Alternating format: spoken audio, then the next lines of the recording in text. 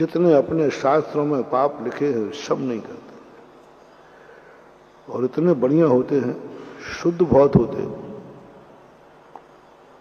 इतने शुद्ध होते हैं कि हम लोगों की आहार की व्यवस्था यदि देवताओं को दे दी जाए तो बहुत बड़ी कृपा होगी।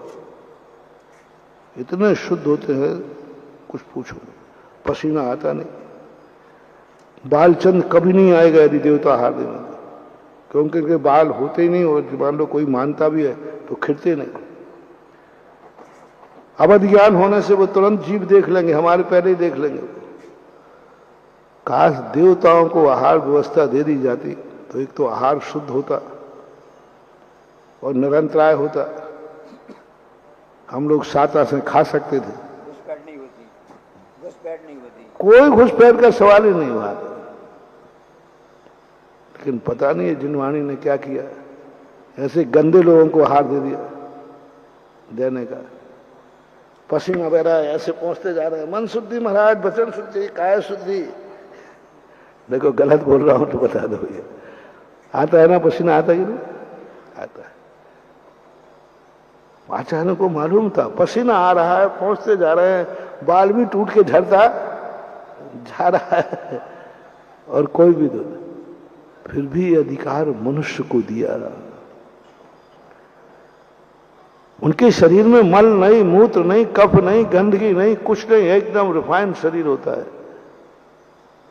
पर देखा जैन दर्शन की विशेषता देखना, ऐसा शुद्ध व्यक्ति चौके में भी आ जाए तो मुनिराज आहार का अंतराय कर देंगे, समाधि ले लेंगे, लेकिन शुद्ध शरीर वाले देव से नहीं लेंगे। समाधि ले लेंगे, देवता आहार नहीं दे सकते।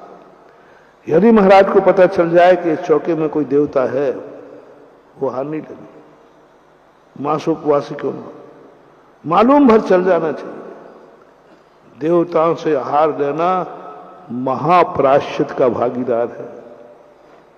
एक घटना आती है, उन्होंने देवताओं ने धोखे से दिया तो बाद में संघ ने प्रायश्चित किया, चंद्रगुप्त के समय की पूरी घटना नहीं बता रहा हूं।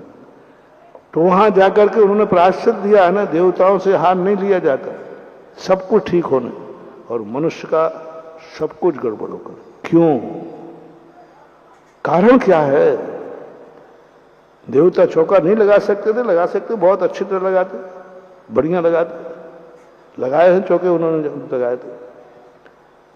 मूल कारण एक था कि सब कुछ उनके पास है, कोई पाप नहीं है, कोई व्यसन नहीं है, बस एक पाप गड़बड़ी है कि वे भाग्य का खाते हैं, बस, और कोई कमी नहीं दिखी। वे भाग्य भरोसे रहते हैं, भाग्य का खाते हैं, जो किस्मत में लिख दिया गया शेडेड है, बस। श्वास भी लेंगे अपनी इच्छा से नहीं ले सकते, शेड। भोजन भी करेंगे कभी नहीं, उनका शेड है, समय निश्चित है, एक सेकंड आगे पीछे नहीं।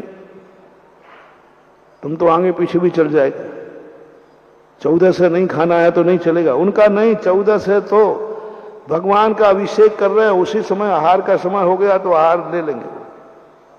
कोई जूठा फूटा का वो कर ही नहीं सकते, क्योंकि वो किस्मत का खाते हैं, भाग्य का खाते हैं। भाग्य के भरोसे कभी नहीं बैठना।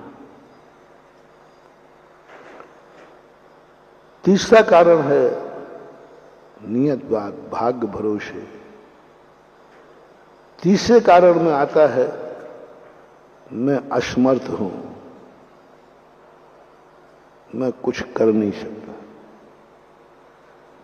जब जब तुम्हें ये भाव आ जाए, महसूस हो जाए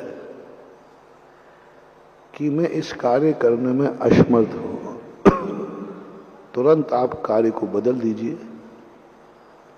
ये बहुत बड़ा जिंदगी का अपराध है। जिंदगी में ये तीन बातें, नियतवाद, भाग्यवाद और असमर्थवाद। इसलिए जैनाचार्यों ने कहा कि तुम मोक्ष उस स्थान से मिलेगा जहां कुछ भी नियत नहीं है।